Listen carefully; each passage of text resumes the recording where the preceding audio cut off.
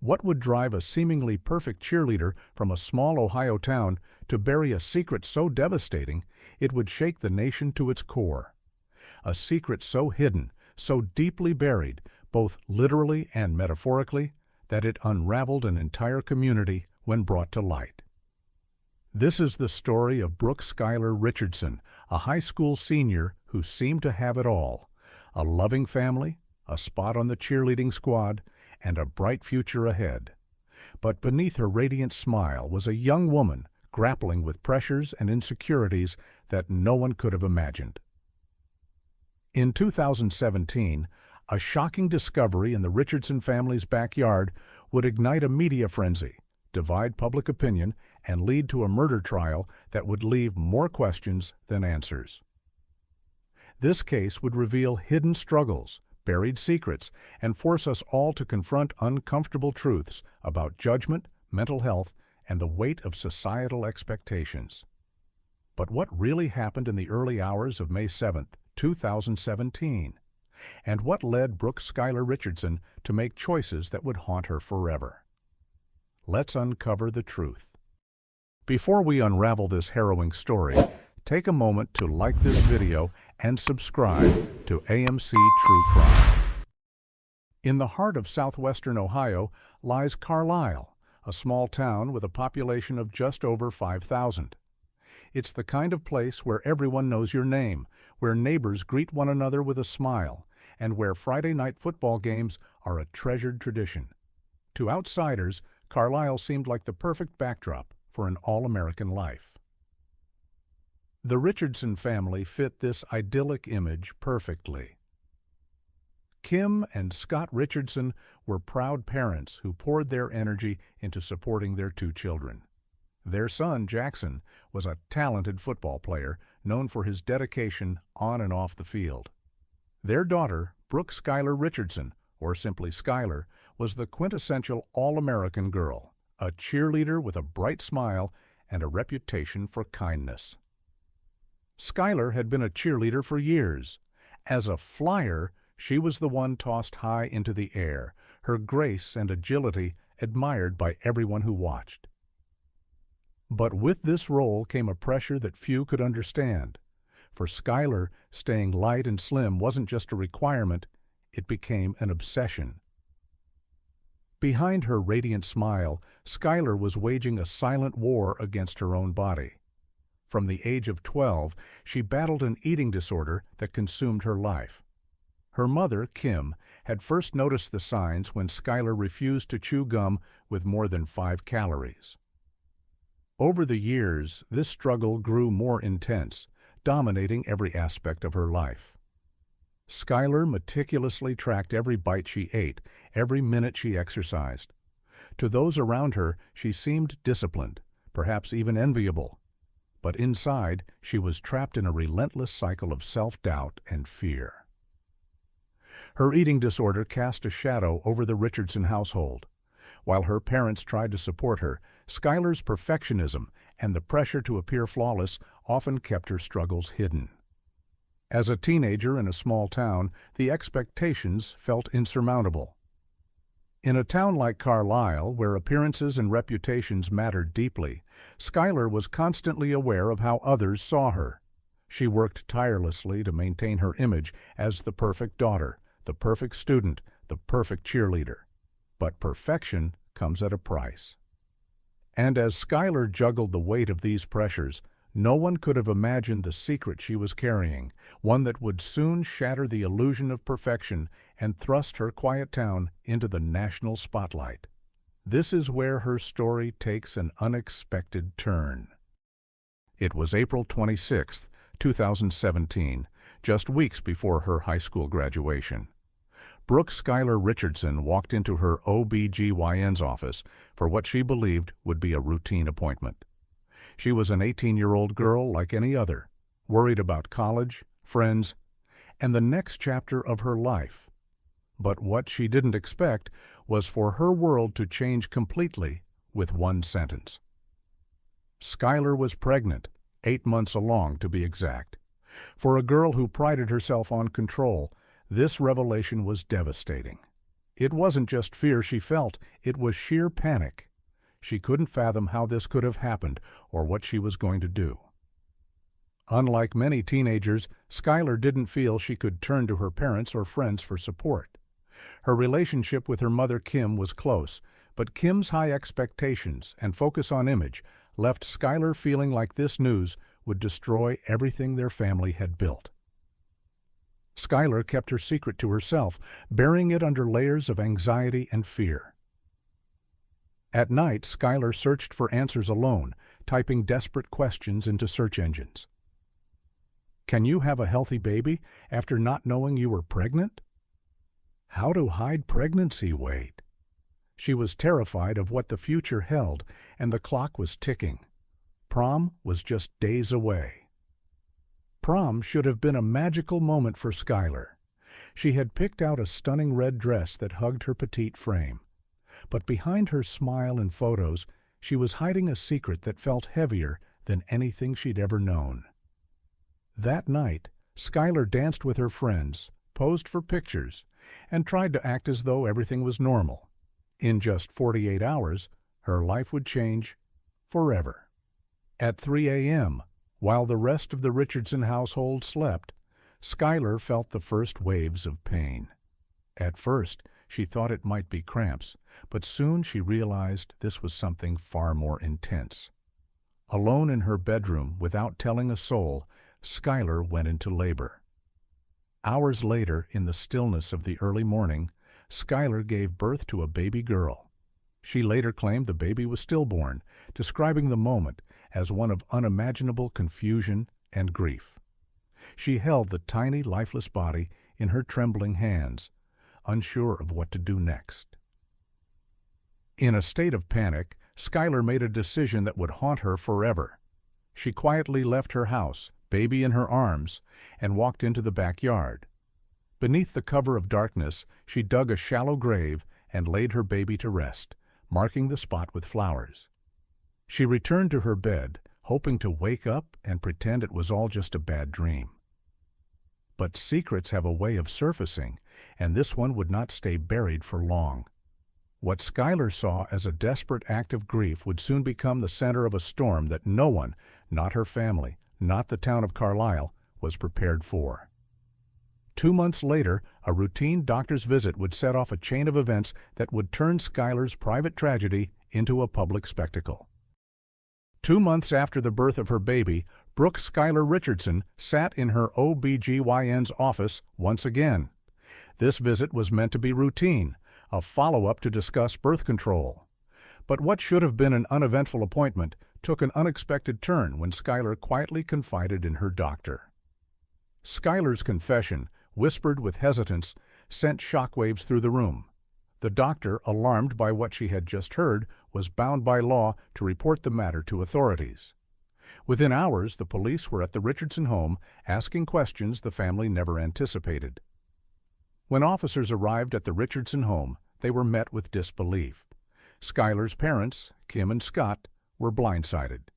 They had no idea their daughter had been pregnant, let alone that she had given birth and buried a baby in their backyard. Using information provided by Skylar, investigators began searching the Richardson backyard. It didn't take long for them to uncover a shallow grave, confirming the presence of a small, fragile body, a baby girl whom Skylar had named Annabelle. News of the discovery spread quickly, and the quiet town of Carlisle was thrown into chaos. Local media swarmed the Richardson home, and soon national outlets picked up the story. Headlines painted Skylar as a heartless teenager who had discarded her baby without a second thought. The narrative was sensational and polarizing. In a town where everyone knew everyone, the community became sharply divided. Some saw Skylar as a grieving mother who made a terrible mistake. Others viewed her as a cold-blooded killer. As investigators dug deeper, so did the public's curiosity. Who was Brooke Skylar Richardson really? And what had led her to such a desperate act?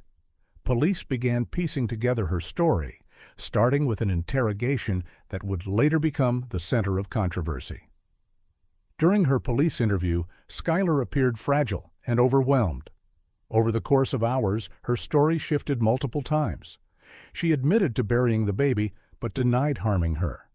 At one point, under intense questioning, she mentioned attempting to burn the remains, an admission she would later recant.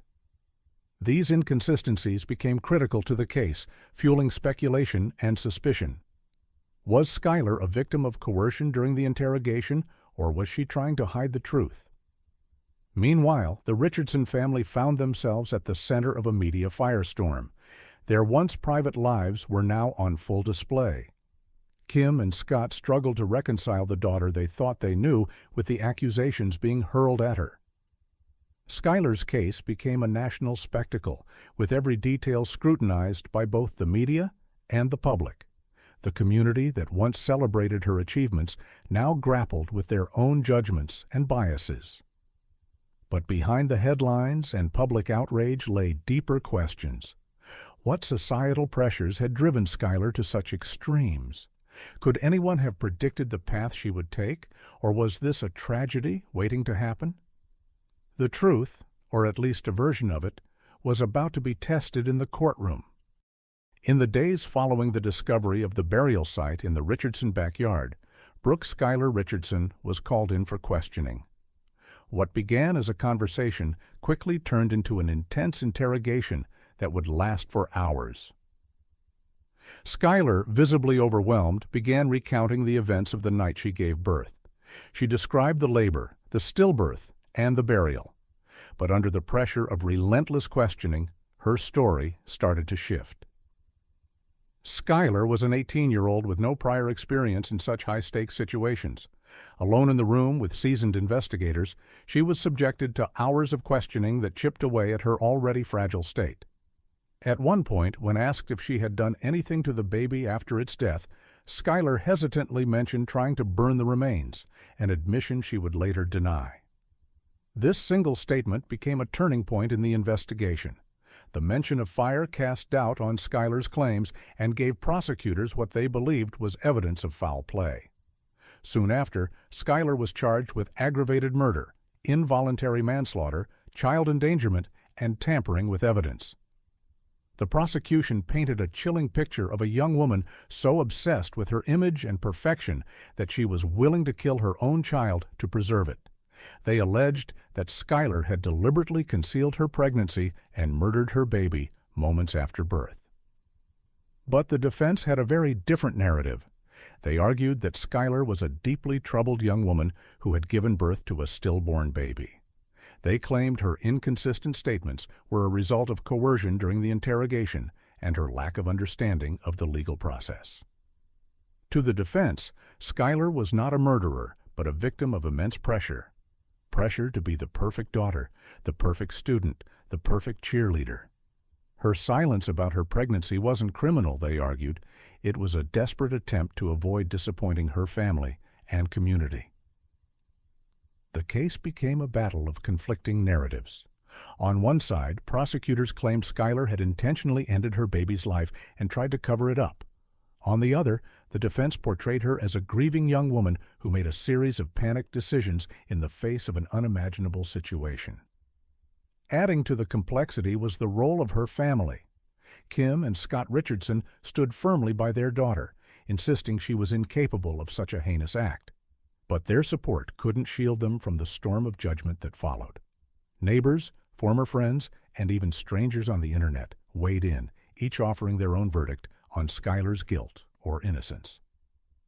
Public opinion was as divided as the courtroom arguments.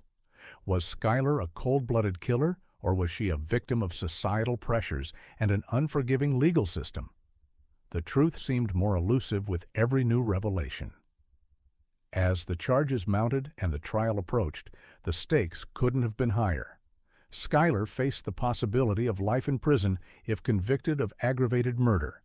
The entire town of Carlisle, and soon the nation, held its breath, waiting for the truth to emerge. But the truth, as the trial would show, depends on who is telling the story. After days of deliberation, the jury was ready to deliver their verdict in the case of Brooke Schuyler Richardson. The courtroom was silent, the air thick with anticipation. Families on both sides leaned forward in their seats, hearts pounding as the jury foreperson began to speak. The first charge was the most severe, aggravated murder carrying the possibility of life in prison. When the words "not guilty" were spoken, a ripple of emotion swept through the courtroom. Skylar's mother, seated just a few feet away, broke into quiet sobs, while others sat in stunned silence.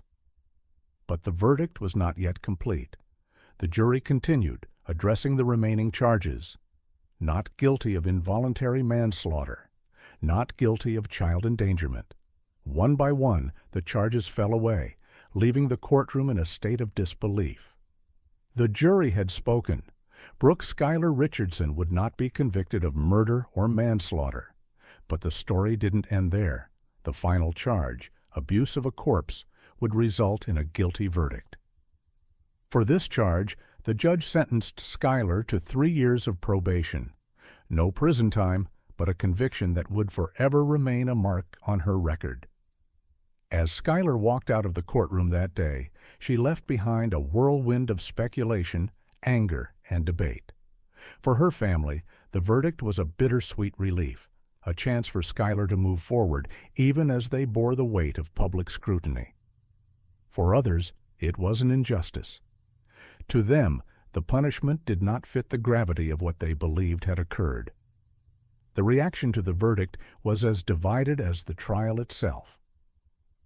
To her supporters, Skylar was a victim of her circumstances, a fragile young woman caught in a storm of societal pressure and legal scrutiny. To her critics, the lack of a harsher sentence was proof that justice had not been served. In the end, the jury's decision came down to one question. Was there enough evidence to prove beyond a reasonable doubt that Skylar had intentionally harmed her baby? The answer, according to the law, was no. And so the case of Brooke Skylar Richardson became less about what happened in the early hours of May 7, 2017, and more about what we choose to believe. Was this a story of tragedy and innocence, or one of secrets and guilt? The trial was over, the verdict delivered, but the ripple effects of the Brooke Skylar Richardson case were only just beginning. For the Richardson family, life would never be the same. Their once quiet existence in Carlisle, Ohio, had been shattered, replaced by whispers, stares, and endless media coverage. Kim and Scott Richardson, who had stood by their daughter throughout the trial, now faced the daunting task of helping her rebuild her life. For Skylar, the road ahead was uncertain. Though she avoided prison, the weight of her conviction and the public judgment loomed heavy. Friends and neighbors, once supportive, were now divided, some offering sympathy, others turning away entirely. In Carlisle, the case left a deep scar. A town that prided itself on its close-knit values was now grappling with difficult questions. How could such a tragedy unfold here in their seemingly idyllic community? And what could they learn from it to prevent something like this from happening again? The case also sparked a national conversation. It wasn't just about Skylar Richardson anymore. It was about the stigma surrounding teenage pregnancy, the silent battles of mental health, and the crushing weight of societal expectations. How many young women, faced with an unplanned pregnancy, feel so trapped and isolated that they make decisions they never thought themselves capable of? Skylar's story shone a light on the urgent need for better education and support systems. Could this tragedy have been avoided if she had felt safe to confide in someone? If her struggles with her eating disorder had been addressed sooner? If the societal obsession with perfection hadn't been so deeply ingrained? Her eating disorder, a silent enemy she battled for years, played a pivotal role in this case. It wasn't just about her weight or appearance, it was about control, fear, and a desperate need to meet expectations that felt impossible to escape. Skylar's story serves as a painful reminder of the hidden struggles so many face and the devastating consequences when those struggles go unaddressed. But this story isn't just about Skylar. It's about all of us. It's about the ways we judge, the ways we assume, and the ways we fail to see the full picture until it's too late. What does this case tell us about compassion, about forgiveness, about the systems we've built that leave so many feeling unseen and unsupported. Perhaps the most haunting question of all is one we might never fully answer. What would you have done? And as a society, what can we do differently to ensure that no one else feels so alone, so trapped, that they see no other way out? This isn't just a story, it's a call to reflect, to understand, and to grow. The story of Brooke Schuyler Richardson is one that will remain etched in the minds of many, a story of tragedy, complexity, and the fragility of human decisions. It's a reminder that behind every headline there are real lives, real struggles, and a depth of emotion that we may never fully understand. From the pressures of societal expectations to the devastating impact of stigma and isolation, this case forces us to look inward. How often do we judge without understanding? How often do we assume without compassion? And how can we create a world where no one feels so trapped, so unseen, that they believe silence is their only option? As you close this chapter, I invite you to consider your own perspectives. What can we, as individuals and as a society, learn from this story? What steps can we take to ensure that the next person facing unimaginable fear or pressure has a lifeline, not judgment? This is just one of many stories we'll explore together, stories that challenge us, move us, and compel us to think deeply about the world we live in. On this channel, we're not just here to tell true crime stories. We're here to uncover the humanity within them, to ask the hard questions, and to spark meaningful conversations. Thank you for joining me for this journey. If you found this story compelling, don't forget to like, share, and subscribe for more. Next time, we'll dive into another case that will leave you questioning everything you thought you knew. Until then, stay curious, stay compassionate, and remember, every story has more than one side.